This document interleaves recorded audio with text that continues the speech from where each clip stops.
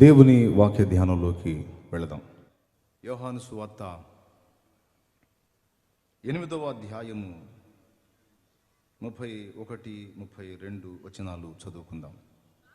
కాబట్టి యేసు తను నమ్మిన యూదులతో, మీరు నా వాక్యమందు నిలిచిన వారైతే నిజముగా నాకు శిష్యులయ్యుండి, మీరు నా వాక్యమందు నిలిచిన వారైతే నిజముగా నాకు శిష్యులై ఉండి సత్యమును గ్రహించెదరు.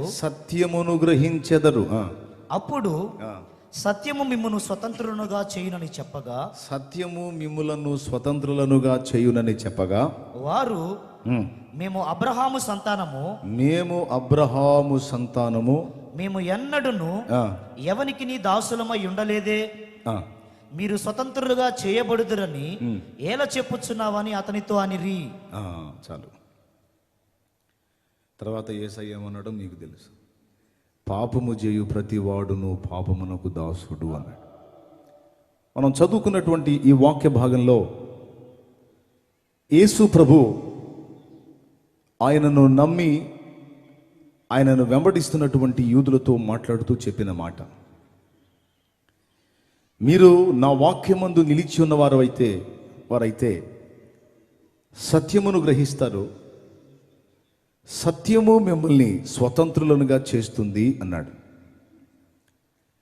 స్వతంత్రులు అనే మాట ఎప్పుడు వాడతారంటే, ఒక నియంతృత్వంలో బందీలుగా ఉన్నప్పుడు, బానిస సంకెళ్లలో దాసత్వంలో ఉన్నప్పుడు, మాకు ఈ విడుదల ఎప్పుడు వస్తుందో, స్వతంత్రం ఎప్పుడు వస్తుందో అంటే స్వేచ్ఛగా ప్రశాంతంగా మా మనస్సుకు సంతోషదాయకంగా మేము ఎప్పుడు జీవిస్తామని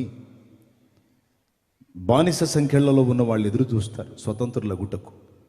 యేసుప్రభు అంటున్నాడు, ప్రపంచ మానవాళి మొత్తం కూడా దాస్య శృంఖలాలలో ఉంది అంటాడు. ఏంటి దాస్యం? దేనికి దాస్యం చేస్తున్నాడు అంటే, పాపానికి దాసులైపోయారు, బందీలైపోయారు, శాపాన్ని అనుభవిస్తున్నారు. సర్వ సమృద్ధి ఉన్నా నెమ్మది లేని జీవితాన్ని అనుభవిస్తూ ఉన్నారు. తినటానికి ఉంది, కట్టుకోవటానికి ఉంది, ఉండటానికి ఉంది, అన్నీ ఉన్నాయి, కానీ నెమ్మది లేదు, మనశ్శాంతి లేదు, సంతృప్తికరమైన జీవితాలు కావు. పెదాల మీద నవ్వు పులుముకొని ఏదో ఆనందాన్ని వెళ్లదీస్తున్నట్టు కనపడుతున్నారు, కానీ చాలా జీవితాల్లో చేదుంది. ఎందుకు అలా అంటే, వారికి తెలియని ప్రభావం ఏదో వారిని ఏలుబడి చేస్తున్న సంగతి మనుషులకు అర్థం కావటం లేదు. మొత్తానికి బానిసలుగా ఉన్నారు. ఎక్కువ శాతం కాదు, దాదాపు ప్రపంచ ప్రజలందరూ అదే పరిస్థితిలో ఉన్నారు. యేసు ప్రభు అంటున్నాడు, ఆ దాస్య శృంఖలాలను తెంచి మిమ్మల్ని స్వతంత్రులనుగా చేసి మీకు స్వేచ్ఛనివ్వడానికి వచ్చాను అని తన్ను గూర్చి తాను చెప్పుకుంటూ, సత్యాన్ని గూర్చి మాట్లాడుతూ, మీరు నిజంగా సత్యాన్ని తెలుసుకుంటే సత్యం మిమ్మల్ని స్వతంత్రులనుగా చేస్తుంది అన్నాడు. సత్యం అనే మాటకి బైబిల్ పరిభాషలో 2 అర్థాలు ఉన్నాయి. సత్యం అంటే ఒక సంగతిని గూర్చిన అవగాహన. ఉదాహరణకి, దేవుడు ఉన్నాడు అన్నది సత్యం, దేవుడు లేడన్నది అసత్యం. దేవుడు ఉన్నాడన్నది ఏంటి? సత్యం, అదొక సంగతి, అవునా? దేవుడు లేడన్నది అసత్యం. మనం పాపులం అన్నది సత్యం, నా దగ్గర అసలు ఏ పాపం లేదు అన్నది అసత్యం. ఇది ఒక విషయాన్ని గూర్చిన సంగతి. అయితే సత్యం అనేటువంటి విషయం ఇలా ఉంది. ఇంకొకటి ఏంటంటే, సత్యం అనే ఒక ఆయన ఉన్నాడు, ఆయన పేరు సత్యం గారు. ఏంటి? ఆయన పేరు మిస్టర్ సత్యం గారు. ఈ సత్యం గారు వచ్చి సత్యాన్ని గురించి మాట్లాడుతూ, మీరు సత్యాన్ని గ్రహించినట్లయితే సత్యం మిమ్మల్ని స్వతంత్రులుగా చేస్తుంది అన్నాడు. యేసు సత్యం అని అదే యోహాను సువార్త 14:6లో ఉంది. సరే, ఇప్పుడు వ్యక్తి అయి ఉన్న సత్యం తెలుసుకున్నాం. ఒక ఆయన ఉన్నాడు, ఆయన పేరు సత్యంగా. ప్రసంగి గ్రంథంలో 7వ అధ్యాయంలో ఒక మాట ఉంది. ఈ సంగతి కూడా చూద్దాం అసలు ఏందో. ప్రసంగి గ్రంథం ఒకసారి బైబిల్ ఉన్నోళ్ళు తీయండి. 7వ అధ్యాయం 24వ వచనం ఒకసారి చదవండి. సత్యమైనది దూరముగాను బహులోతుగాను ఉన్నది. సత్యమన్నది దూరంగాను బహులోతుగాను ఉన్నది. దాని పరిశీలన చేయగలవాడెవడు? దాని పరిశీలన చేయగలవాడెవడు అని ప్రశ్నిస్తున్నాడు. సత్యం అనే ఒక వ్యక్తి ఉన్నాడు, సత్యం అనే ఒక సంగతి ఉంది. సంగతిని గూర్చి మాట్లాడుతున్నాడు. ఏమనంటే సత్యం అన్నది బహు దూరముగాను లోతుగాను ఉన్నది. దాన్ని పరిశోధించి కనుగొనగలవాడెవడు, దాన్ని తెలుసుకొనగలవాడెవడు అని మహాజ్ఞాని అయిన సొలొమోను అంటున్నాడు. పిల్లరా, సత్యాన్ని తెలుసుకునేంత ప్రశాంతత ఏ మనిషికి లేదు ఇప్పుడు. పొద్దున్న లేచిన కాడ నుంచి పైసామే పరమాత్మ హాయ్ అంటూ, పైసాయే పరమాత్మ, పైసాలో దేవుడు ఉన్నాడు అని డబ్బు వెంట పరిగెత్తుతూ ఉంది ప్రపంచం. పొద్దున్న లేచిన దగ్గర నుంచి సాయంత్రం నిద్రపోయిన దాకా అదే గొడవ. ఒక్కొక్కడు రాత్రి నిద్రలో కూడా కలలు కంటుంటాడు. అందరి పరుగు ఎట్టుందంటే డబ్బు. డబ్బు అవసరం లేదా? డబ్బు అవసరమే. మనిషి బ్రతకటానికి, మనుగడ సాగటానికి డబ్బు అవసరమే, కానీ డబ్బే జీవిత పరమావధి కాకూడదు. కానీ ఏం చేద్దాం, అందరి పరిస్థితి అదే. ప్రశాంతంగా ఒక రోజులో 24 గంటలు దేవుడిస్తే, ఒక గంట సేపు దేవుడి గురించి ఆలోచించడానికి, అన్వేషించడానికి, ధ్యానించడానికి కేటాయిస్తాడేమో అంటే లేదు. పొద్దస్తమానం ఈ ధ్యాసే. ఎప్పుడు దేవుని గురించి ఆలోచిస్తున్నాడయ్యా అంటే, ఆ కిడ్నీలు ఫెయిల్ అయినప్పుడు, ఆ లివర్ ఫెయిల్ అయినప్పుడు, ఆ హార్ట్ స్ట్రోక్ వచ్చినప్పుడు, ఫైనల్గా ఇక పోతావు కొద్ది రోజుల్లోనే డాక్టర్లు చెప్పినప్పుడు అప్పుడు కూడా కనపడుతున్నాడు దేవుడు. అన్ని బాగున్నంతసేపు లోకాన్ని ఎలా సంపాదిద్దాం, లోకాన్ని ఎలా అనుభవిద్దాం, ఎలా ఆస్వాదిద్దాం, ఈ పిచ్చిలోనే పరిగెత్తుతున్నాడు. అందుకే ఆయన చెప్పాడు,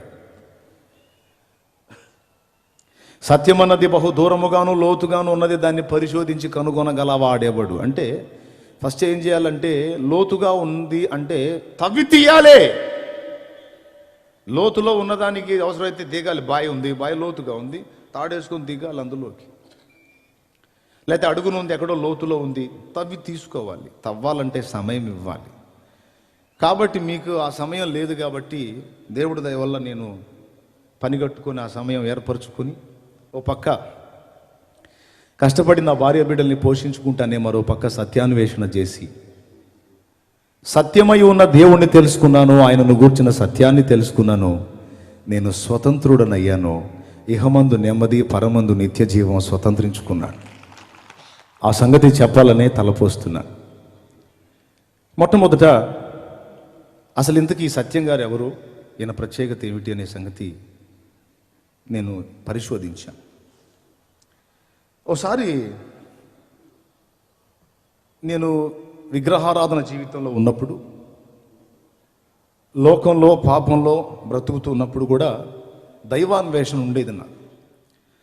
నేను ఆరాధిస్తున్నటువంటి దేవీ దేవతలందరినీ చాలా భక్తి శ్రద్ధలతో, నిష్ఠాగరిష్టతతో పూజించాను. మా తాతలు తండ్రులు అందరూ కూడా ఎక్కువ శాతం బ్రహ్మంగారు పూజ చేసేవాళ్ళు. మా నాన్న పేరు బ్రహ్మయ్య, మా తాత పేరు వీరయ్య. ఆయన పోయాక నేను వెంటనే పుట్టానని నాకు పెట్టారు ఆ పేరు. మా ముత్తాత పేరు రామయ్య, వాళ్ళ నాన్న పేరు రామదాసు. మా నాన్న, మా తాత, వాళ్ళ నాన్న, వాళ్ళ నాన్న, 4 తరాలు తెలుసుకున్నాను నేను. దేవునికి స్తోత్రం. అంటే నా పూర్వీకులు ఎవరిని ఆరాధించారు, ఎవరిని సేవించారు, అసలు ఎందులో నుంచి మేము ప్రయాణం చేశాం అనేది తెలుసుకున్నాను. మీకు ఒక ఫోటో చూపిస్తాను చూడండి. అది పుస్తకం. ఈ బ్రహ్మంగారి చరిత్ర నేను చదువుతున్నాను. అంతకుముందు అన్ని పూజలు, అన్నీ వెంకటేశ్వర స్వామి అని, రాముడని, కృష్ణుడని, శివుడని, విష్ణు అన్నీ చేశాము. ప్రత్యేకంగా ఈయన గురించి బాగా ఎక్కువ ఇష్టంతో భక్తి చేశాను. కానీ మనసులో అసమాధానం వెంటాడుతుంది, ఏదో వెలితి కనపడుతుంది. నేను ఫాలో అవుతున్నాను కానీ నేను ఫాలో అవుతున్నది సంపూర్ణ సత్యమేనా, వీళ్ళందరూ కూడా నిజంగా దైవములేనా, వీరు నాకు మోక్షాన్ని ప్రసాదిస్తారా, వీళ్ళని ఆశ్రయించడం ద్వారా నేను నెమ్మది పొందగలుగుతానా, చచ్చిన తర్వాత నిత్య జీవానికి వెళ్ళగలుగుతానా అనే ఆలోచన నాకుంది. ఎందుకంటే ప్రతి మనిషికి మరణం ముగింపు కాదు, మరణం తర్వాత మళ్ళా జీవితం ఉంది అని అన్ని మత గ్రంథాలు చెప్పాయి. ఖురాన్ గ్రంథం చెప్పింది, బైబిల్ గ్రంథం చెప్పింది, అలాగే హైందవ సాహిత్యం పురాణాలు కూడా చెప్పాయి. కాబట్టి మానవుడికి చావే ముగింపు కాదు, చచ్చిన తర్వాత మళ్ళా జీవితం ఉంది అని ఈ సాహిత్యాల్లో తెలుసుకొని బ్రతికితే మహాబ్రతికితే 70-80 బతుకుతాం, తర్వాత ఇటుకూడి చేస్తాం. బ్రతుకులో నెమ్మది లేదు, చచ్చినా కూడా నరకం ఉందంటున్నారు. మరి ఇప్పుడు పరిస్థితి ఏంటని చెప్పని బ్రతుకులో సమాధానం దొరుకుతుందా, అది అందని ద్రాక్ష పండేనా? పోనీ సరే బ్రతుకులో అశాంతి ఉన్నా చచ్చిన తర్వాత నా మోక్షానికి చేరతామా, నేను సరైన మార్గంలోనే ఉన్నానా అని న్యాయంగా ఆలోచించా. తప్ప రైటా? సహజంగా నా మతం గొప్ప అని కొద్ది కాలం ఆలోచించాను, కానీ తర్వాత నేను ఉన్నది రైటా రాంగ్ అనేది కూడా వెతుక్కున్నాను. సరే, బ్రహ్మంగారి పుస్తకం చదువుతూ ఉన్నాను. నేను హెడ్ ఆఫ్ ద డిపార్ట్మెంట్గా భావించినటువంటి వాళ్ళు సృష్టికర్త బ్రహ్మ, స్థితికర్త విష్ణు, లయకర్త శివుడు. సృష్టి స్థితి లయ కారకులు ముగ్గురు, వాళ్ళని త్రిమూర్తులు అంటారు. ఈ త్రిమూర్తులు పెద్ద దేవుళ్ళు, వీళ్ళకంటే మించిన వాళ్ళు ఎవరూ లేరు, వీళ్ళే టాప్ అనేది నా అభిప్రాయం. ఈ బ్రహ్మంగారి కాలజ్ఞానం చదువుతూ ఉంటే, ఇది ఈ జవంగుల నాగభూషణ్ దాస్ గారు రచించినటువంటి బ్రహ్మంగారి కాలజ్ఞానం అండి. చివరిలో ఒక ఫోటో చూశానండి. ఈ ఫోటో అదిగో మీకు చూపిస్తున్నాడు చూడండి, కలర్ ప్రింట్ వచ్చింది చూడండి. ఈ కలర్ ప్రింట్ని కొంచెం అబ్జర్వ్ చేయండి. మధ్యలో ఒక పెద్ద ఆయన కూర్చున్నాడు, పైన లార్డ్ విశ్వకర్మ అని ఉంది. ఒట్టి మాటలు చెప్పడం కాదు, ఏదన్నా ఆధారం చూపించాలి, అందుకని మొత్తం సమకూర్చి తీసుకొచ్చా మీకోసం. ఆ పేరు చదవండి, లార్డ్ విశ్వకర్మ అని ఉంది. ఈ మధ్యలో ఆయన ఉన్నాడు. నేను హెడ్ ఆఫ్ ద డిపార్ట్మెంట్ అనుకుంటున్న ముగ్గురు నమస్కరిస్తున్నారు ఆయనకి. ఆయన వాళ్లే కాదు, వాళ్ళ భార్యలు, ఇతర దేవతలు మొత్తం కలిసి ఆయనకు సాగిలు పడుతున్నారు, ఆయన్ని పూజిస్తున్నారు, ఆరాధిస్తున్నారు. ఒక పక్క శివుడు ఆయన ఆరాధిస్తున్నాడు, విష్ణు ఆరాధిస్తున్నాడు, బ్రహ్మ ఆరాధిస్తున్నాడు, దేవతలు ఆరాధిస్తున్నారు. ఇదిగో కింద సరస్వతి, లక్ష్మి, వీళ్ళు కూడా ఆరాధిస్తున్నారు. మొక్కించుకునేవాడు గొప్ప, మొక్కేవాడు గొప్ప అని ఆలోచించా. మీరు చెప్పండి, ఎవరు గొప్ప? ఎవరు గొప్ప? మొక్కించుకునేవాడే గొప్ప కదా. అదే సృష్టికర్త బ్రహ్మ అనుకున్నాను. బ్రహ్మ చతుర్ముఖ బ్రహ్మ వచ్చి ఆయనకి నమస్కారం చేస్తున్నాడు, ఈయనెవర్రా బాబు అని చెప్పని అనుకుంటే ఆయన గురించి లార్డ్ విశ్వకర్మ అని ఉంది. అప్పుడే చదవటం ఆ పేరు, అంతకుముందు ఆయన గురించి ఏం తెలియదు నాకు. వీళ్ళందరూ దేవతలంతా కలిసి ఆయనకి మొక్కుతున్నారంటే బహుశా ఇతడు పెద్ద దేవుడు అయి ఉంటాడు, ఇతను మెయిన్ అయి ఉంటాడు. ఇతని స్టోరీ నాకు ఎట్ట దొరికిద్దబ్బా అని చెప్పని ఆలోచన చేసుకుంటూ ఉన్నాను. అక్కడక్కడ విచారించాను, కానీ ఆయన చరిత్ర ఎక్కడ దొరకలేదు నాకు. ఓ రోజు చిలకలూరుపేట ఆర్యవైశ్య గ్రంథాలయంలో పురుగు మందుల షాపు పైన ఉంటుంది కదా గ్రంథాలయం, తెలుసుగా. ఆ గ్రంథాలయానికి వెళ్ళి దాశరథి రంగాచార్య గారు తెలుగులోకి అనువదించినటువంటి చతుర్వేద సంహిత తీసుకున్నాను. చతుర్వేద సంహిత తీసుకొని ఫస్ట్ ఋగ్వేద సంహిత తీసుకున్నాను. అదిగో పడింది చూడండి అక్కడ. ఋగ్వేద సంహిత మీరు కూడా దొరుకుతుంది మార్కెట్లో, 1800 ఏమో పెడితే మీకు కూడా దొరుకుతుంది. తెచ్చుకొని స్టడీ చేయొచ్చు ఇంట్రెస్ట్ ఉంటే. ఏమండి, రోజులు లెక్కేసుకుంటే మొత్తం కలిసి మనం 100 ఏళ్ళు బతికితే మనం బతికే రోజులన్నీ 36,500 రోజులు. మొత్తం కలిసి ఒక 50 ఏళ్ళు కూడా బతకం. ఏది 100 ఏళ్ళు బతికితే 36,500 రోజులు మనం బతుకుతుంది. 36,500 రోజులు ఎవరు బతుకుతున్నారు? ఏదో జొన్నన్నో, రాగన్నో, సజ్జన్నో 5 తిన్నోళ్ళు 90 దాకా బతుకుతున్నారు. ఇప్పుడంతా 30 దాటితే షుగరు, 40 దాటితే పొగరు, అంటే బీపీ అంతా వచ్చేస్తుంది. ఇప్పటికే 30 అయిపోయిన వాళ్ళు ఇంకా ఉంది 30, 40 అనుకుందాం. 30 ఏళ్ళు అయిపోయింది ఇప్పటికే. కొంతమందికి 40 అయిపోయింది, కొంతమందికి 50 అయిపోయింది, కొంతమందికి 60 అవుతుంది. 60 ఏళ్ళకు వచ్చి కూడా ఇంకా ఆశ, నేను ఇంకా ఇంకా గట్టిగా బతుకుతాను, ఇంకో 40 ఏళ్ళన్నా బతుకుదు, ఏం బతకవు.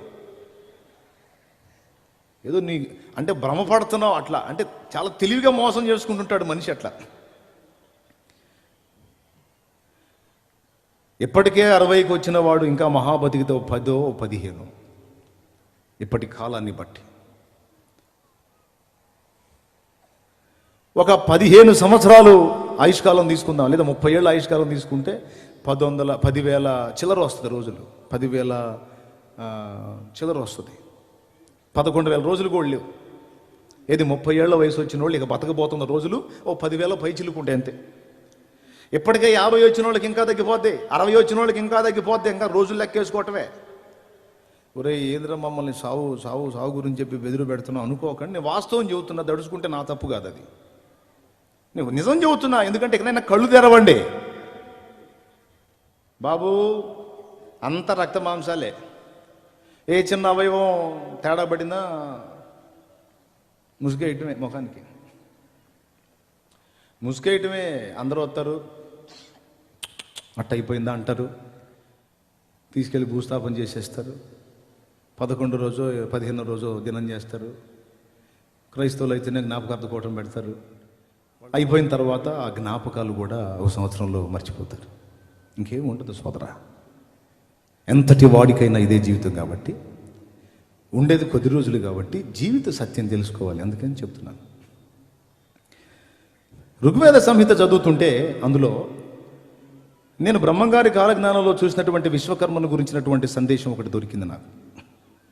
చూడండి, ఋగ్వేద సంహిత మొదటి భాగంలో అక్కడ పేజీ నంబర్ కూడా వేస్తుంది. ప్రజాపతి అని ఒక ఆయన కనపడుతున్నాడు.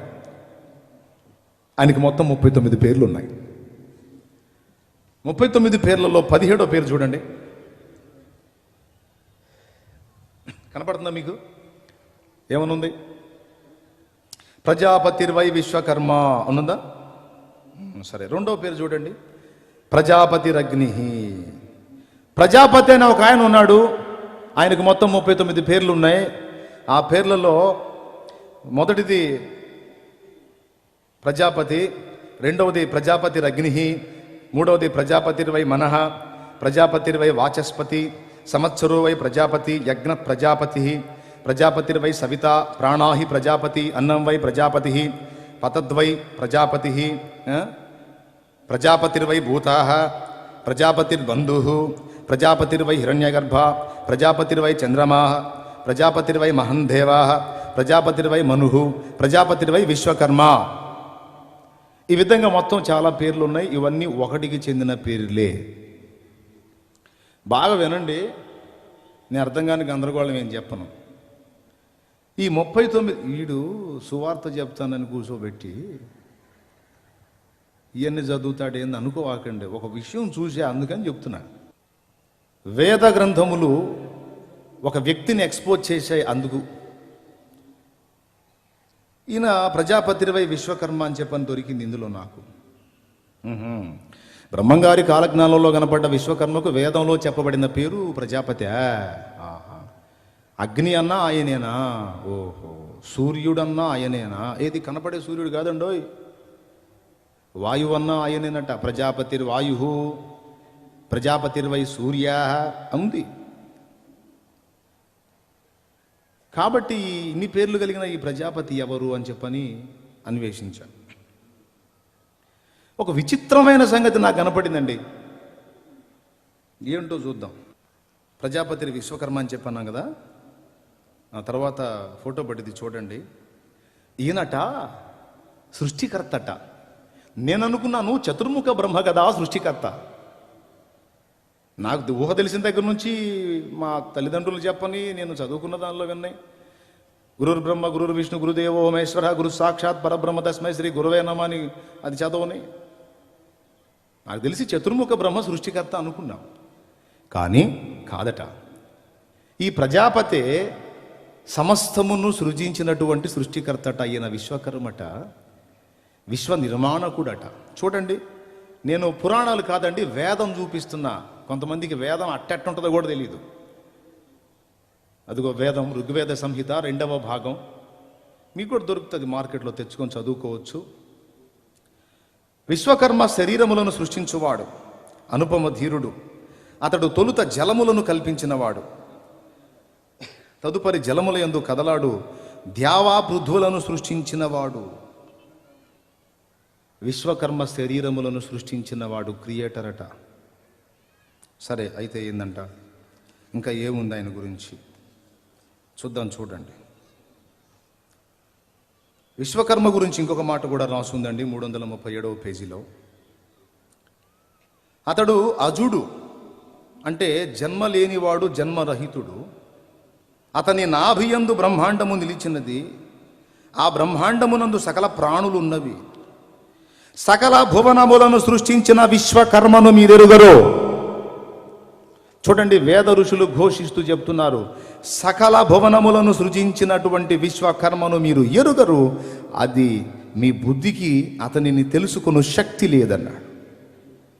అజ్ఞానమును మంచు కప్పిన జనులు నానా కల్పనలు చేయుదురు, వారు ఇహభోగములకే యత్నింతురు, తాత్వికముగా ఆలోచించరు. ఏ కాడికి భూ సంబంధమైన తపనే కానీ సృష్టికర్తను గూర్చిన జ్ఞానం పొందుకొని ఆ మహానుభావుడున్నటువంటి మోక్ష పదానికి చేరదామన్న అన్వేషణే లేదని ఆది ఋషులు ఆనాడే గుర్తెరిగి మీరు తెలుసుకోలేరు ఆయన అన్నాడు. సరే, బాగుంది. ఇంతకీ ఈ ప్రజాపతి గురించి ఇంకేముందో చూద్దాం. ప్రజాపతి, విశ్వకర్మ, అగ్ని, ఈ పేర్లన్నీ ఒకటి అని చెప్పా కదా. ఈ ప్రజాపతి యొక్క పేర్లలో ఒక పేరు అగ్ని. సరే, అగ్ని గురించి తర్వాత ఆలోచిద్దాం. ఒక్కసారి 31వ అధ్యాయం చూద్దాం. చూడండి, అక్కడ శుక్ల యజుర్వేద సంహిత. దేవతలు యజ్ఞమును విస్తరింపజేసినప్పుడు ప్రజాపతి పురుషనే ఆలంభ్య పశువుగా బంధించినప్పుడు. ప్రజాపతి అనేవాడు సృష్టికర్త, అతడే విశ్వకర్మ, అతడే అగ్ని. ఈయన ఆలంభ్య పశువుగా బంధింపబడ్డాడట, ఇతడు యజ్ఞమయ్యాడట. ఇది విచిత్రమైన పాయింట్ అండి. మీకేమైనా అర్థమవుతుందని నేను చెప్పేది? ఎంతమందికి అర్థమవుతుందో కొంచెం చేతులు ఎత్తండి. ఏమైనా అర్థమవుతుందా? నిజంగా చెప్పండి, మనలో అన్నమాట. స్తోత్రం చెప్పండి ఒకసారి గట్టిగా. సరే, ప్రజాపతి ఆలంభ్య పశువుగా బంధించబడటం ఏమిటి? ఆయనతో దేవతలు యజ్ఞం చేయటం ఏమిటి? అసలు ఆయన పశువు అవ్వటం ఏమిటి అనేది ఒక డౌట్ నాకు. దేవతలందరేమో ఆయనకి మొక్కుతున్నారు, ఆయనేమో యజ్ఞ పశువై అందరి కొరకు యజ్ఞమయ్యాడని చెప్పని అందులో ఉంది. సరే, ఇంకొకటి చూద్దాం. ఈ ప్రజాపతి గారికి ఒక పేరు విశ్వకర్మ, మరో పేరు అగ్ని అన్నాను కదా. సరే, ఇప్పుడు అగ్నిని కూడా చూద్దాం. మొదటి నుంచి రా బాబు, చూస్తూ ఉండండి. నేను స్టోరీ చెప్తా తర్వాత, మీరు రిఫరెన్స్ రాసుకోండి అంతే. కొంతమంది వేదాలలో ఉన్న విషయాలు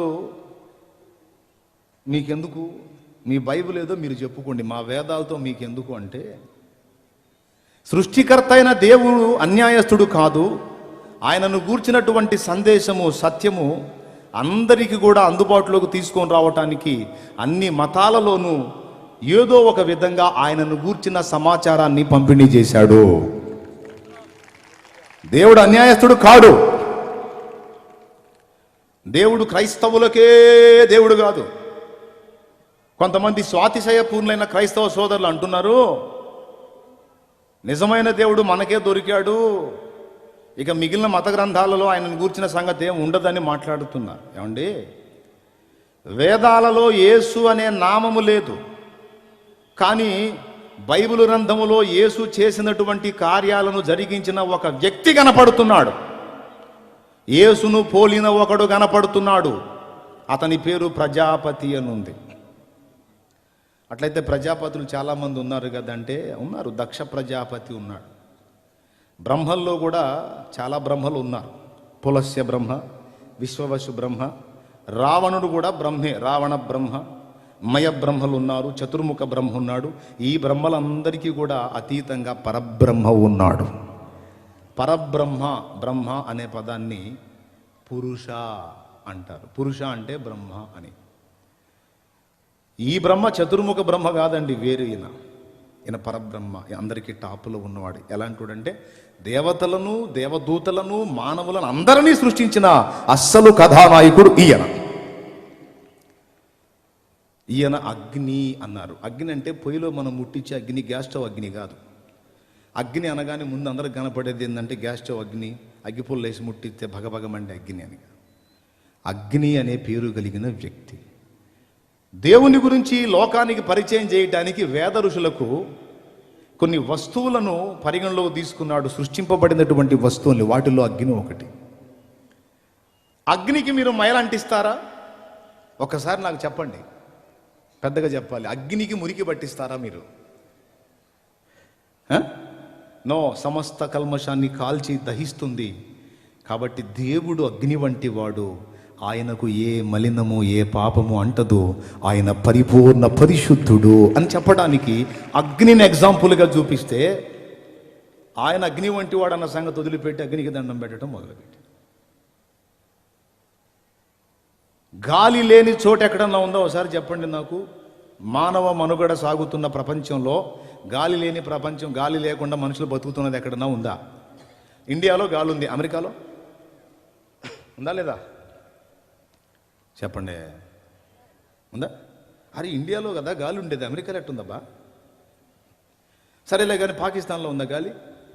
ఉంది, ఇప్పుడు సూపర్గా ఉంది. సరే, ఏ దేశంలోనన్నా చూడు గాలి ఉంది. వాయువు అని దేవుణ్ణి పిలిచారు. వాయువు అంటే గాలి, దేవుడు గాలి అని కాదు. గాలి ఎలాగా ప్రపంచ మానవ జాతి జీవకోటి బ్రతకడానికి సర్వవ్యాపకమై ఉన్నదో, దేవుడు అలాగా అంతటా సర్వాంతర్యామిగా ఉన్నాడు. దేవుని సర్వాంతర్యామి తత్వానికి గుర్తుగా గాలిని చూపించారు వేద ఋషులు. సూర్యుడు, దేవుణ్ణి సూర్యుడితో పోల్చారు. కనబడుతున్న సూర్యబింబం కాదు, దీన్ని చూపించి దేవుడు ఇలా ఉంటాడని చెప్పారు. ఎలానో తెలుసా? ఇక్కడ మనకి పొద్దు పొడుస్తుంది, ఇప్పుడు నైట్ అయింది కదా. అమెరికాలో ఇప్పుడు ఎట్లా ఉంటుంది చెప్పండి? వాళ్ళకి నైట్ అయితే అదేంది, ఇక్కడ ఒక సూర్యుడు అక్కడ ఒక సూర్యుడు ఉండొచ్చుగా? లేదు లేదు, ఒక్క సూర్యుడే డ్యూటీ చేయాలి. ఇక్కడ మనకి అదృశ్యం అయితే వాళ్ళకి ప్రత్యక్షం అవుతాడు, వాళ్ళకు ప్రత్యక్షం అయితే మనకు అదృశ్యం అవుతాడు. ఈ ఒకడే, ఒక సూర్యబింబమే ప్రపంచమంతటికి వెలుగునివ్వాలి. అర్థమైందా? మన దగ్గరే ఆగిపోయాడు అనుకో, అమెరికా చీకట్లో ఉంటుంది. కాబట్టి లోకమంతటికి వెలుగునిచ్చున్నట్లుగా ఒక సూర్యుడు ఎలాగా ఉన్నాడో, సర్వ విశ్వానికి నీతి సూర్యుడు కూడా అలానే ఉన్నాడు దేవుడు అని చూపించడానికి వేద ఋషులు సూర్యుణ్ణి, అగ్నిని, వాయువుని పోల్చారు. అంతేగాని అగ్ని అనగానే పొయ్యిలో అగ్ని, వాయువు అనగానే మనకు వీచే గాలి, సూర్యుడు అనగానే కనపడుతున్న సూర్యబింబం అని చెప్పని, సూర్యుడు అని చెప్పని అన్నందుకు సూర్య నమస్కారం చేస్తున్నారు. పోనీ లేదన్నా మంచిది, హెల్త్కు మంచిది. సూర్యకిరణాలు మన చర్మం మీద పడితే కొన్ని మంచి పనులు జరుగుతాయి, హెల్త్కు మంచిది. సూర్యుడు ఎలాగ లోకమంతటికి ఒక్కడే వెలుగునిస్తున్నాడో, దేవుడు కూడా లోకమంతటికి వెలుగై ఉన్నాడు. మనుషుల కార్యాలు చక్కబెట్టుకోవటానికి, మన స్థితిగతులు చూసుకోవటానికి ఆ సూర్యబింబం వెలుగు లేకపోతే మనకంత అంధకారమే. కాబట్టి దేవుని నీతి సూర్య ప్రకాశం మనకు లేకపోతే మన బ్రతుకు మనకు అర్థం కాదు. అది చెప్పటానికి మహానుభావులకు వేరే పోలిక లేక సూర్యుని పోల్చారు. కాబట్టి ఇప్పుడు దేవుడు అగ్ని అన్నాం అంటే పొయ్యిలో అగ్నే, మరేంటి? అగ్ని లాంటి వాడా? అలాగే అన్నం పరబ్రహ్మ స్వరూపం అన్నారు. ఏమన్నారు? అన్నం పరబ్రహ్మ స్వరూపం అంటే అన్నం దేవుడని కాదు. ఈ అన్నం తింటే మనం ఎలా జీవిస్తున్నామో, శాశ్వతంగా మనం జీవించాలంటే ఆ పరబ్రహ్మాన్ని భుజించాలి అన్నాడు. పరబ్రహ్మాన్ని భుజించటమా? బ్రహ్మంగారి తత్వాల్లో కూడా ఉంది. పండు దేవదారి పండు, ఆ పండు దొరికిన వారికి పండగయుండు పండు దేవదారి పండు. పరబ్రహ్మ ఆహారం అవుతాడట, ఆయన్ని స్వీకరించినట్లయితే ఇక మనకు నిత్య జీవం అట. అన్నం పరబ్రహ్మ స్వరూపం అంటే ఈ అన్నం కాదు. ఈ అన్నం 2 రోజులు ఉంచితే పాచిపోద్ది, మనమే వాసన తట్టుకోలేము. కానీ ఈ అన్నం మనకి ఎలా దేహానికి జీవాన్ని ఇస్తుందో, మన ఆత్మకు శాశ్వత జీవం ఇచ్చేది దేవుడు. ఆయనే మనకు ఆహారమై వస్తాడు అన్నాడు. ఆహారం యేసు ప్రభు నేనే అన్నాడు.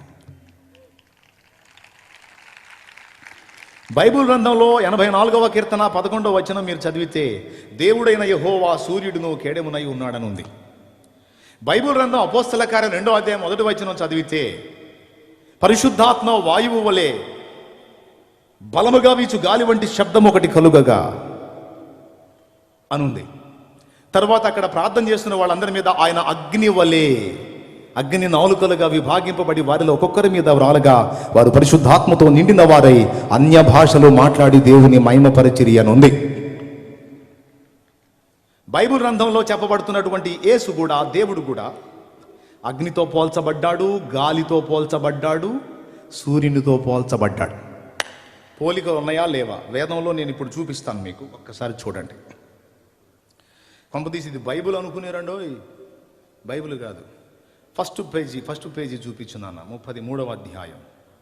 అసలు మన దేవతల సంఖ్య ఎంతో చెప్పాడు అక్కడ, చూడండి ఒక్కసారి. అదిగో 7వ పాయింట్లో ఉంది, అండర్లైన్ చేశాను చూడండి. 33,33,33,333 మంది దేవతలట.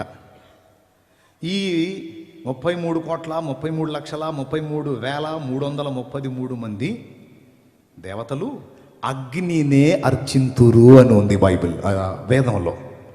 అగ్నినే అర్చింతురు అంటే ఆరాధిస్తారట. ఇందాక విశ్వకర్మను అందరు ఆరాధిస్తున్నారు చూడండి, అట్లాగే దేవతలంతా కలిసి అగ్నిని అర్చిస్తున్నారు అని ఉంది ఇందులో. అంటే అగ్నిని ఆరాధిస్తున్నారు. ఇంతకీ అగ్ని ఎవరో మళ్ళీ ఒక్కసారి చూద్దాం. పేజీ తిప్పండి జస్ట్ అంతే. పూర్వము అగ్నియే పశువై ఉండెను, దేవతలు అగ్ని పశువుతోనే యజ్ఞము చేసినారు. అగ్ని భూలోకమును జయించినాడు, అగ్నియే భూమికి అధిపతి అయినాడు. అగ్ని అని చెప్పి ఒక వ్యక్తిగా మాట్లాడుతున్నాడు. అతడు డూ వాడుతున్నాడు, పూలింగం. అంటే అతడు ఒక వ్యక్తి, అతని పేరు అగ్నిట. అతడు పశువు అయ్యాడట.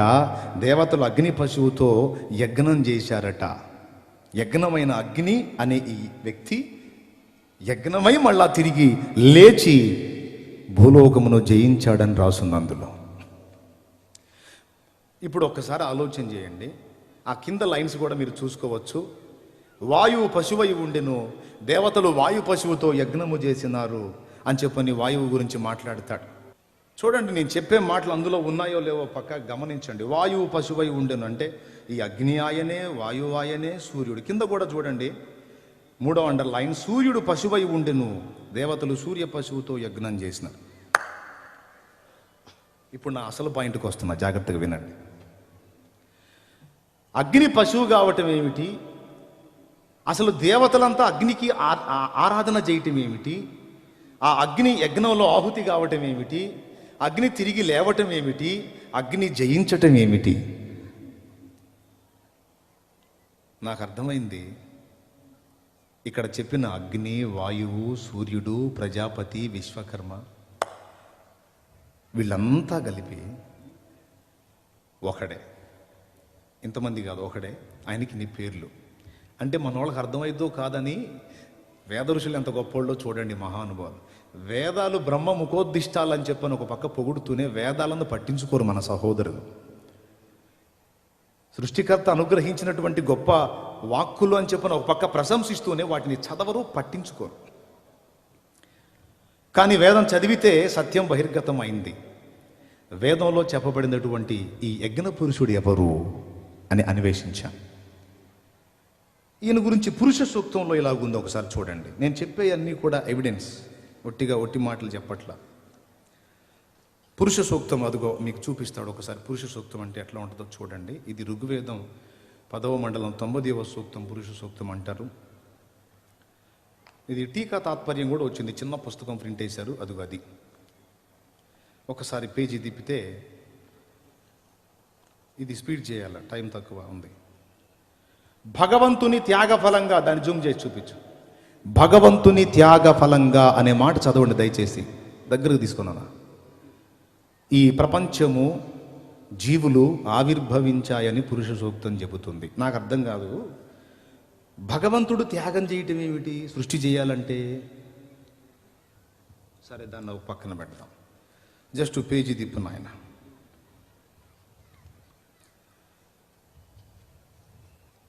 చూడండి, సృష్టి సైతం ఇటువంటి మహాయజ్ఞం వల్లనే సంభవించింది. ఈ అక్షరాలు మీకు కనపడుతున్నాయా?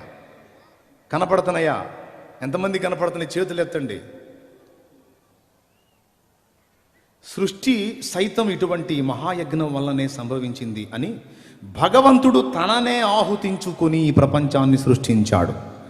ప్రపంచాన్ని సృష్టించాలంటే భగవంతుడు త్యాగం చేయాలంట. ప్రపంచాన్ని సృష్టించాలంటే భగవంతుడు తనను తాను ఆహుతించుకోవటానికి ఇష్టపడాలంట. నేను చెప్పానా? బైబిల్ చెప్పిందా? కాదు, వేదము చెప్పింది. నేను మన సహోదరులను అడుగుతున్నాను, వేదం చెప్పినటువంటి ఈ మహానుభావుడు ఎవరు? యేసు కాదు అన్నాం, ఓకే, మరి ఎవరు అని నేను అడుగుతున్నాను. నేను అంటున్నాను, ఈ వ్యక్తి యేసే అని.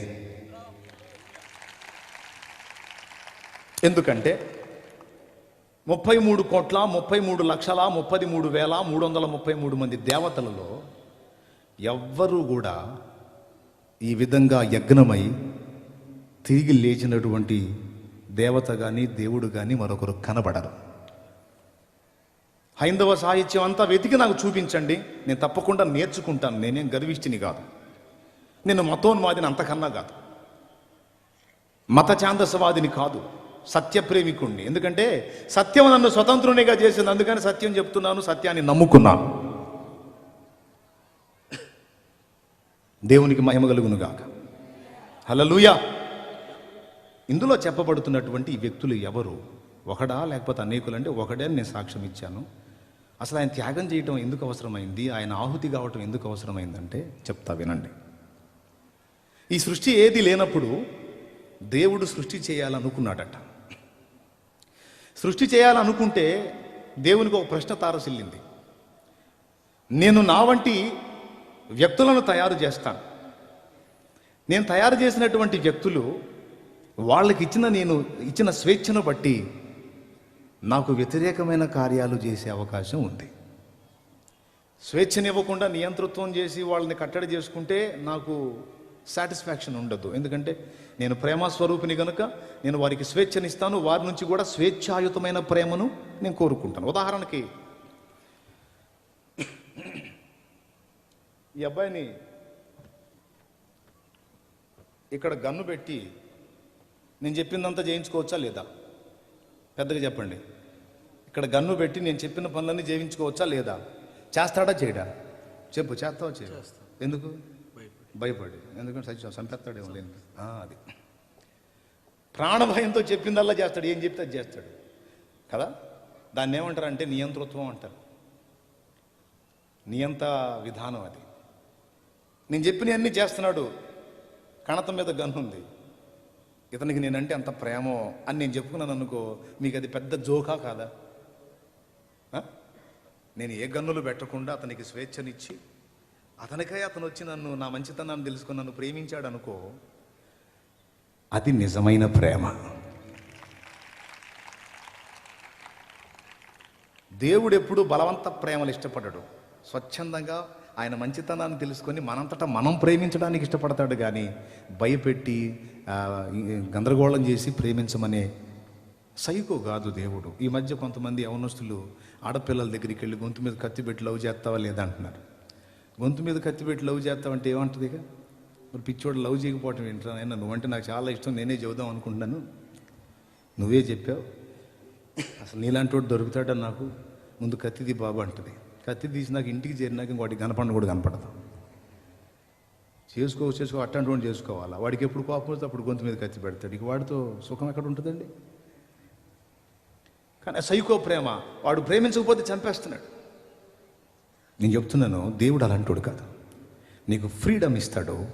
నువ్వు ఆయన మంచితనం తెలుసుకొని నీ అంతటా నువ్వు ఆయన్ని ప్రేమించేది ఇష్టపడతాడు. సృష్టికర్త ఆలోచించాడు, నేను దేవదూతలను చేస్తాను, మానవులను చేస్తాను, వాళ్ళకి స్వేచ్ఛనిస్తాను. ఇచ్చిన స్వేచ్ఛను దుర్వినియోగం చేసుకుని ఒకవేళ వాళ్ళు పాపం చేస్తే, అంటే నాకు వ్యతిరేకమైన పనులు చేస్తే, నా చేతులతో నేనే వాళ్ళని శిక్షించాల్సి వచ్చింది కదా. అసలు ఉనికిలో లేని వాళ్ళని తేవటం ఎందుకు? వాళ్ళకి స్వేచ్ఛనివ్వటం ఎందుకు? వాళ్ళు నాకు వ్యతిరేకమైన కార్యాలు చేయటం ఎందుకు? నేనే వాళ్ళని శిక్షించడం ఎందుకు? అసలు చేయకుండా ఉంటే పోలా? కరెక్టా కాదా మీరు చెప్పండి? అలాగని చెప్పని చేయలేదనుకో, ఆ ప్రేమస్వరూపి యొక్క ప్రేమకు అర్థం లేదు, ఆ ప్రేమను పంచుకునే అవకాశం లేదు. పొద్దంతా చాకరీ చేసి సాయంత్రం ఇంటికి వచ్చేటప్పుడు మన నాన్న కాయలు అవి తీసుకొని వస్తాడు. లేకపోతే నువ్వైనా తమ్ముడు పొద్దంతా చాకరీ చేసి ఇంటికి పోయేటప్పుడు పిల్లలకి ఏం తీసుకెళ్తావు? కాయలు పళ్ళు తీసుకెళ్తావు కదా. తీసుకెళ్ళి ఇంటికి పోగానే భార్య వస్తుంది, కవర్ తీసుకుంటుంది, పిల్లలు వస్తారు, తల ఒక పండు తీసుకుంటారు. నాన్న తెచ్చాడు అంటే పొద్దున్న నుంచి చేసిన చాకరీ అంతా మర్చిపోతాడు. వాడు ఇంకోటి తీసుకోరా, ఇంకోటి తీసుకోండి, ఇది తిని ఇంకోటి తింటాను అంటాడు అనుకో. సరే, ఒక్కొక్కడు కడుపాత్ర పిల్లలు ఉంటారు, తెచ్చినోడికి ఒక కాయ కూడా ఉంచరు. కొంతమంది పిల్లలేమో కాయలు తెచ్చిన దానికి ముద్దు పెడతారు. ఒకడు ఉంటాడు దుండగుడు, ఒక చూపు చూస్తాడు, ఆ కవర్కి వెళ్ళి దాన్ని లాక్కుంటాడు, ఇంకేమన్నా తెచ్చావా అంటాడు. ఇది తినరా అంటే ఇయ్యనా అని పోతాడు. వీడు ఒక దుండగుడు. పిల్లలు ఎట్టంటూ వాళ్ళు కూడా ఉంటారు. సరే, వాడు ఎట్టపోయినా సరే పిల్ల జల్ల అంటూ ఉంటే, లేదా భార్య లేకపోతే తల్లి తండ్రి ఏదో ఒక ఆదరణ, ఏదో పలకరించుకోవడానికి, ప్రేమ పంచుకోవడానికి వ్యక్తి అంటూ ఉంటే బజార్ నుంచి కాయలు వస్తాయి. లేకపోతే అసలు ఎక్కడికి తీసుకెళ్ళాలి, ఎవరికి తీసుకెళ్ళాలి, తన ప్రేమను ఎవరికి పంచాలి, ఎదుటి ప్రేమను ఎలా ఆస్వాదించాలి, అవకాశమే లేదు కదా. తన ప్రేమని పంచుటకు, ఎదుటి వాళ్ళ ప్రేమను పొందుటకు పరమాత్మ కోరుకున్నాడు. అందుకే సృష్టి చేయాలనుకున్నాడు. అయితే ఈ చిక్కు సమస్య వచ్చింది ఏంటంటే, ఖచ్చితంగా మనం పాపం చేస్తామని ముందే తెలుసు ఆయనకి. ఇప్పుడు చేయాలా వద్దా అంటే ఒక ఆలోచన చేశాడు. అప్పుడే నేను బిడ్డల్ని సృష్టిస్తాను, ఒకవేళ వాళ్ళు నాకు వ్యతిరేకంగా పాపం చేస్తే, ఆ పాపానికి వచ్చే ప్రతిఫలం ఏదైనా ఉంటే ధర్మశాస్త్రం ప్రకారం అది నా బిడ్డల పక్షంగా నేనే నా మీద వేసుకొని భరిస్తాను.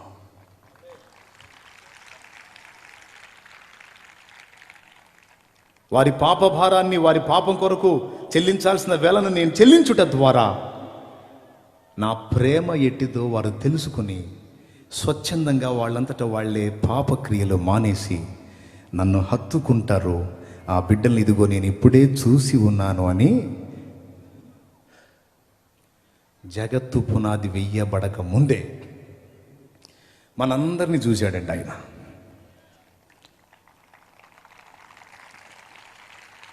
షాలేమును చూశాడు అప్పుడే, కిరణ్ చూశాడు అప్పుడే, సాల్మాన్ అన్నను చూశాడు అప్పుడే. నేను ఇలాగ చేస్తే సాల్మాన్ రక్షించబడతాడు, దావీదు రక్షించబడతాడు, శామ్యూయల్ నన్ను ప్రేమిస్తాడు, డానియల్ నన్ను ప్రేమిస్తాడు, షాలోమ్ నన్ను ప్రేమిస్తాడు, మిఖాయల్ నన్ను ప్రేమిస్తాడు, శ్రీను నన్ను ప్రేమిస్తాడు, తిమోతి నన్ను ప్రేమిస్తాడు. వీళ్ళంతా నా ప్రేమను గుర్తెరిగి స్వచ్ఛందంగా తమంతట తామే నా వైపు తిరుగుతారు. నా త్యాగం వాళ్ళకు అర్థమయ్యి వాళ్ళు నా వైపు తిరగటం, ఇదిగో వాళ్ళను సృష్టింపక మునిపే వాళ్ళని నేను చూసి ఉన్నానని మనందరినీ చూసి మన కోసం చేశాడు ఇదంతా. ఇప్పుడు కొట్టు.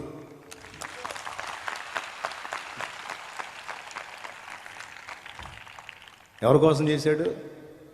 మన కోసం. ఆయన ప్రయాస వట్టిదైందా? కాలా. అదే వేదం చెబుతుంది.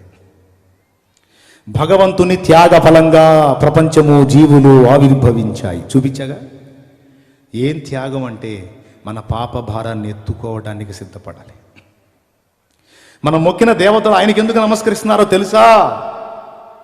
ఆయనే దేవతల పాపాలు, మానవుల పాపాలు, అందరి పాపాల కొరకు యజ్ఞమైన ప్రజాపతి, యజ్ఞమైనటువంటి పురుషుడు.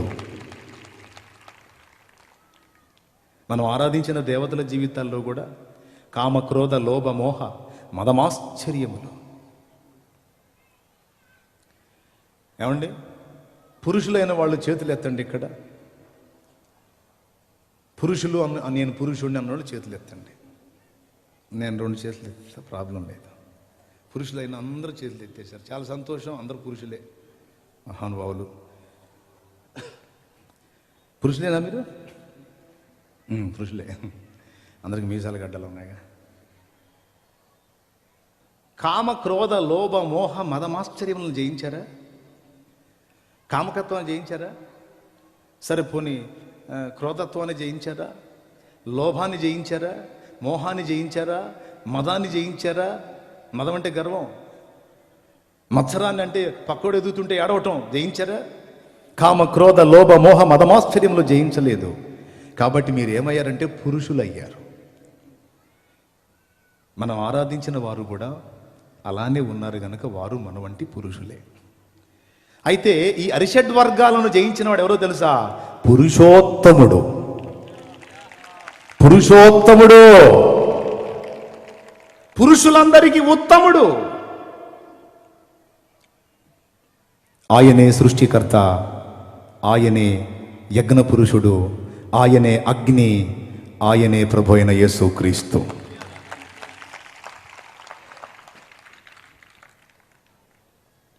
ఒకవేళ నేను చెప్తుంది ఇది సత్యం కాదు అని ఎవరైనా హైందవ సోదరులు అంటే నేనేమనను.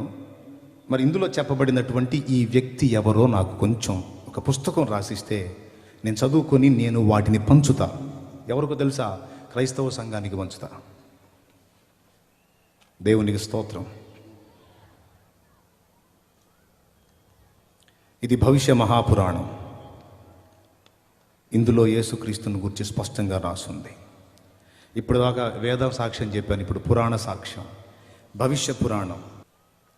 అది భవిష్య పురాణం. పైన ఉంది చూడండి, పేరు భవిష్య మహాపురాణం అని. అందులో లోపల పేజీ చూడండి జాగ్రత్తగా. ఆ పైన చూడండి, శాలివాహనుడు యేసు ప్రభు అనే మాటలు ఉన్నాయి.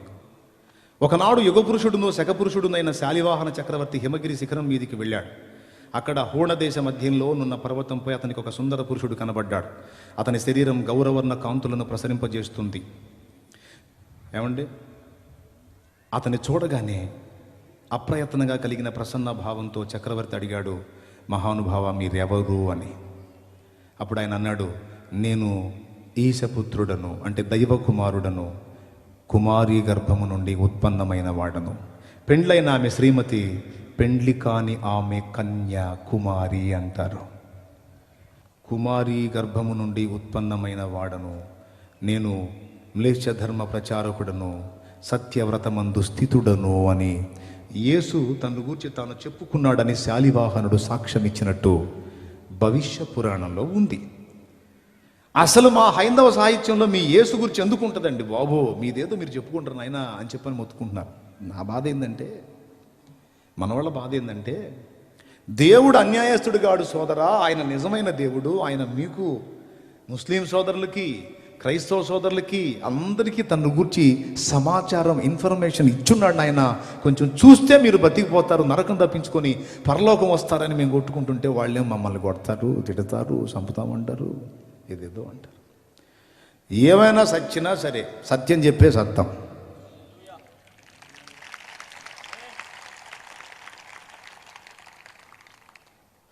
Praise the lord. సరే పక్కన పెడదాం. మహానుభావులు,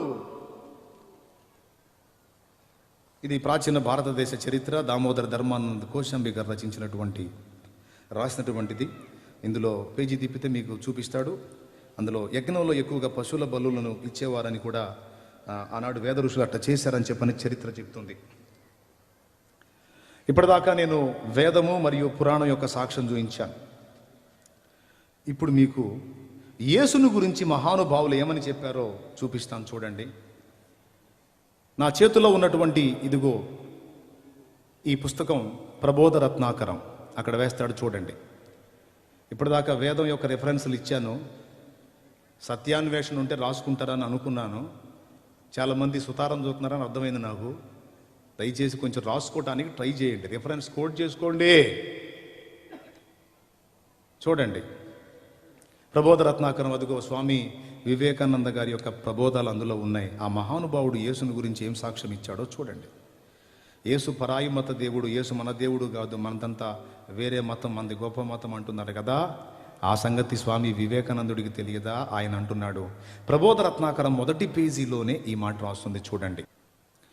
ఆదిలో శబ్దం ఉండింది, అది దేవుని వద్ద నుండింది, అది శబ్దమే దేవుడు. కాబట్టి హైందవులు దీన్ని బ్రహ్మస్వరూపమని, మాయా అని చెబుతారు. చూడండి, బ్రహ్మాన్నో మనం తెలుసుకోలేము, పరమపితను మనం తెలుసుకో జాలము, పరమపుత్రుని మాత్రమే తెలుసుకోగలం. మానవ రూపంలోనే క్రైస్తు మూలంగా మాత్రమే బ్రహ్మాన్ని గాంచగలమని చెప్పని అందులో ఉంది. ఒకసారి చూడండి నేను చెప్పింది అందులో ఉందో లేదో. ఎందుకంటే ఇవన్నీ చెబుతారండి కల్లబొల్లి మాటలు, అవన్నీ ఉన్నాయంటావా అంటారు. ఇదిగో బాబు సాక్ష్యం. మహానుభావులు, సంఘ సంస్కర్తలు వారిచ్చిన స్టేట్మెంట్ యేసుని గురించి, పరమపితను మనం చేరాలి అంటే పరమపుత్రుని ద్వారానే, మానవ రూపంలో క్రీస్తు ద్వారా మాత్రమే బ్రహ్మాన్ని గాంచగలం. అంటే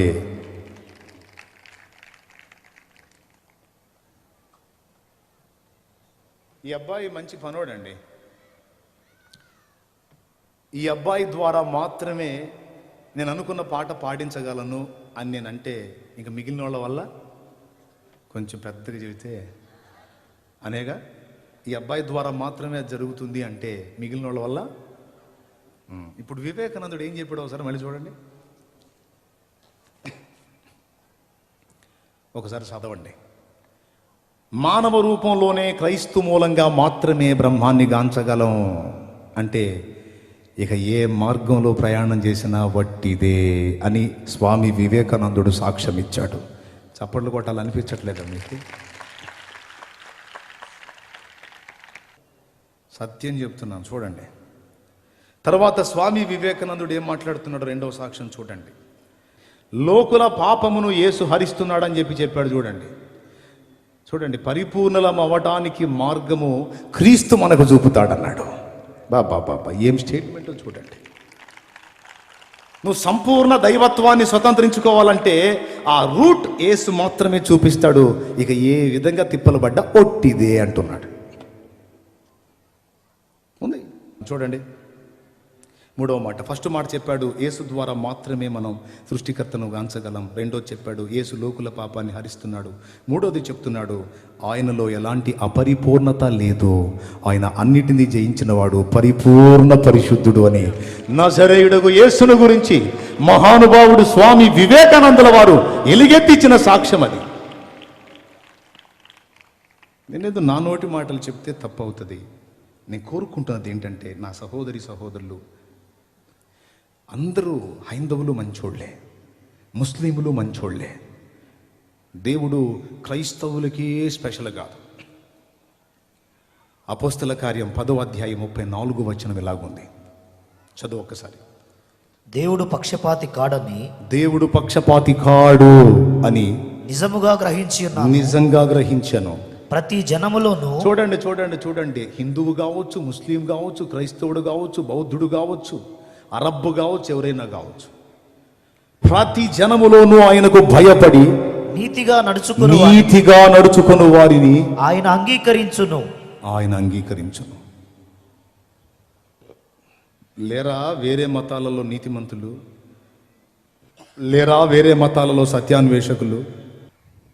వేద ఋషులు క్రీస్తు పూర్వం 2000 ఏండ్ల నాడు, అంటే దాదాపు 4000 సంవత్సరాల క్రితం ఆ మహానుభావులు చెట్ల కింద పుట్టల మొలిచిన దాకా తపస్సులు చేసి ప్రత్యక్షతలు పొందుకొని ఆ మహానుభావుని కూర్చున్న కొన్ని నిరూపణలు, కొన్ని పోలికలు, అప్పటికి యేసు నామం బయలుపరచబడలేదు గనుక ఆ యేసును కూర్చున్న కొన్ని పోలికలు ఇందులో ఉన్నాయని చూపిస్తున్నారు. వారికి ఎవరు చెప్పారు ఈ సంగతి? రక్తం చిందించకుండా పాపక్షమాపణ కలగదన్న సంగతి వాళ్ళకి ఎవరు చెప్పారు? పరమాత్మయే బయలుపరిచి ఉండాలి, లేదా వారి పితరులైనా చెప్పుండాలి. అందుకే వారి సత్యాన్ని గ్రంథంలో తెలియజేశారు. నేను చెప్తుంది ఏంటంటే, నేను మతం మారలేదండి. నేను మతం మారలేదు. నేను అంతవరకు చేసినటువంటి దేవీ దేవతలను కూడా నేను తిట్టట్లా. వాళ్ళు ఎవరో తెలుసుకున్న వాళ్ళు 33,33,33,333 మంది దేవతలు. వాళ్ళంతా కూడా అరిషడ్ వర్గాలకు బానిసలు అయిపోయారు. నీలాంటి నాలాంటి సాధారణ వ్యక్తులని నాకు అర్థమైంది. వీళ్ళందరూ కలిసి ఎవరిని అర్చిస్తున్నారో, ఎవరిని ఆరాధిస్తున్నారో ఆ అగ్నిని ఇప్పుడు నేను పట్టుకున్నాను. ఇది వాస్తవం. ఎవిడెన్స్ చూయించి మాట్లాడాను. సత్యం చూపించకుండా మాట్లాడితే నేను అబద్ధీకుడిని అవుతాను. ఆ అవసరం నాకు లేదు. స్వామి వివేకానందుల వారు మహానుభావుడు. జీవిత చరిత్ర ఏమన్నాడో తెలుసా? అదిగో అది చరిత్ర. ఆ పుస్తకంలో చెప్తున్నాడు మహానుభావుడు. ఎంత బంగారు మాట అన్నాడో చూడండి. సంఘ సంస్కర్తలు జ్ఞానుల మాట యేసుని గురించి, ఈయనెవరండి? ఈయన క్రైస్తవుడా, అన్యుడా, లేకపోతే ఎవరండి ఈయన? మన భారతీయుడు, మన భారతదేశ ఔన్నత్యాన్ని ప్రపంచ దేశాలకు చాటి చెప్పిన ఘనుడు స్వామి వివేకానందుల వారు. ఆయన ఒరిజినల్ హిందూ. కానీ ఏమని మాట్లాడుతున్నాడో తెలుసా? అది మనస్తత్వం, వ్యక్తిత్వం అంటే. ఆనాడు యేసు పాదాలు పాపాత్మురాలైన స్త్రీ తన కన్నీళ్లతో కడిగింది. ఒకవేళ యేసు ఉన్న టైములో, ఆయన భూమి మీద మానవ శరీరంతో ఉన్న టైములో నేను ఆయన ఉన్న ప్రాంతంలో ఉంటే కన్నీటితో కాదు, నా హృదయ రుధిరంతో కదా కడిగి ఉండేవాడిని అన్నాడట. నా గుండెలోని రక్తముతో కడిగేవాడిని అన్నాడట. రామకృష్ణ పరమహంస అనే మహానుభావుడు, వివేకానందుల వారి గురువు, ఆయన కూడా బైబిల్ చదివించుకుని బైబిల్లో ఉన్నటువంటి యేసు సాక్షాత్కారం పొందినట్టు ఇదిగో నేను చూపిస్తున్నాను చూడండి. స్వామి వివేకానంద యొక్క గురువు గారు రామకృష్ణ పరమహంస రెడీ చేసినది చూడండి, చూపిస్తున్నాడు. ఆ పేజీ నెంబర్ రాసుకోండి. యేసు ప్రభుని గురించి ఏం చెప్పారో అందులో రాసుంది. తర్వాత ముస్లిం సోదరులు ఆరాధ్య గ్రంథంగా భావిస్తున్నటువంటి ఖురాన్ షరీఫ్ను గురించి కూడా పరిశోధన చేశాను. అమ్మ ఇప్పుడు ఇందులో ఎంతసేపు చెబుతాడు అనుకోవాకండి, ముచ్చటగా 3 మాటలే. ఇప్పటిదాకా నేను వేద ఋషులు ఏం చెప్పారు, తర్వాత సంఘ సంస్కర్తలు ఏం చెప్పారు అనే సంగతిని మీకు చూయించాను. వాళ్ళందరూ చెప్పినటువంటి ఏకైక వ్యక్తి ప్రభువైన యేసుక్రీస్తు. ఈ సత్యం ప్రపంచ ప్రజలలో 60% మందికి అర్థమైంది. దేవుని సత్యం తెలుసుకుని దానికి లోబడి నడుచుకుంటే, ఆ సత్యస్వరూపైన దేవుణ్ణి హత్తుకుంటే, ఆయనకు విధేయత చూపితే బ్రతుకులో మనశ్శాంతి, బానిస సంఖ్యలలో నుంచి విడుదల, మనకు నిత్య జీవం లభిస్తాయండి. అందుకని చెప్తున్నాను నేను. ఖురాన్ షరీఫ్లో ఈసా కన్యకు పుట్టాడని రాస్తుంది. కన్యకు పుట్టాడని రాస్తుంది. అందులోనే ఈసా పక్షి ఆకారం గల ఒక బొమ్మని మట్టితో చేసి దానిలో జీవం ఊది ఎగరవేస్తే అది పక్షిలా ఎగిరిపోయింది అని చెప్పని రాస్తుంది ఖురాన్లో. ఖురాన్ గ్రంథం యేసు పరిశుద్ధుడు అని సాక్ష్యం ఇస్తుంది. సూరా మరియంలో యేసుక్రీస్తు, కొంతమంది ముస్లిం సోదరులు అంటున్నారు యేసు ప్రభు సిలువలో చనిపోలేదు అని. నోనో, యేసు సిలువలో చనిపోయాడని ఖురాన్ గ్రంథంలోనే ఉంది. సూరా మరియంలో యేసు ప్రభు పుట్టినప్పుడు, అదిగో చూడండి, అండర్లైన్ మీ ముందుకు వచ్చింది. ఆ అక్షరాలు ఒకసారి చదవటానికి ట్రై చేయండి. మరియమ్మను చూసి ఆమె బంధువులు వచ్చి అరుస్తారు. ఏమమ్మా, వివాహం కాలేదు, ఎలా నువ్వు గర్భం దాల్చావు, ఎలా బిడ్డని కన్నావు, ఇంత పాపిష్టి పని ఎందుకు చేశావమ్మా మరియమ్మ అని అడిగారట. నీ తల్లిదండ్రులు కూడా చాలా మంచోళ్ళు, వాళ్ళ కడుపున చెడబుట్టావు కదమ్మా, ఎందుకు ఇంత పని చేసావని చెప్పని వాళ్ళు బాధపడితే మరియ ఏమీ చెప్పలేక ఉయ్యాలలో ఉన్న యేసు వైపు చూపించిందట. అప్పుడు వారు యేసు దగ్గరకు వచ్చి, ఉయ్యాల్లో ఉన్న ఈ పసిబాలుడు ఏం సమాధానం చెప్తాడు మాకంటే, ఆయన పలికాడట. ఉయ్యాల్లో అప్పుడే పుట్టిన పసిబిడ్డ మాట్లాడాడట. ఏమనో తెలుసా? నేను చనిపోయే రోజు, తిరిగి లేపబడే రోజు నాకు శాంతి కలుగుతుంది గాక అన్నాడట. ముస్లిం సోదరులు అంటారు యేసు సిలువలో చనిపోలేదు అని. యేసు ప్రవక్త కాదా అంటే యేసు ప్రవక్త అని మేము ఒప్పుకుంటాం అన్నారు. ప్రవక్త అబద్ధాలు ప్రవచిస్తాడా?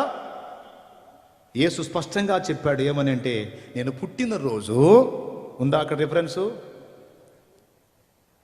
అలాగే నేను మరణించే రోజు పాపుల కొరకు, అలాగే తిరిగి బ్రతికింపబడే రోజు.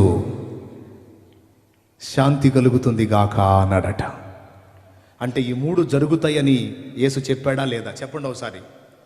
ఇంత స్పష్టంగా ఉంటే యేసు సిలువ వేయబడలేదని ఖురాన్లోనే ఉందంటే ఖురాన్ స్వయం వైరుధ్యం అవుతుంది. అలా అనకూడదు. యేసు ప్రవక్తని తప్పుపట్టినట్టు అయింది, అనకూడదు అట్లా. ముస్లిం సోదరులారా, ఖురాన్ స్పష్టంగా సాక్ష్యం ఇచ్చింది యేసు పరిశుద్ధుడని, పాపము లేనివాడని.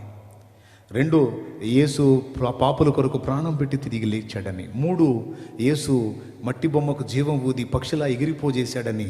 యేసు సృష్టికర్త, యేసు పరిశుద్ధుడు, యేసు పాపుల కొరకు ప్రాణం పెట్టి తిరిగి లేచిన ఏకైక దైవం. యేసు సత్యం.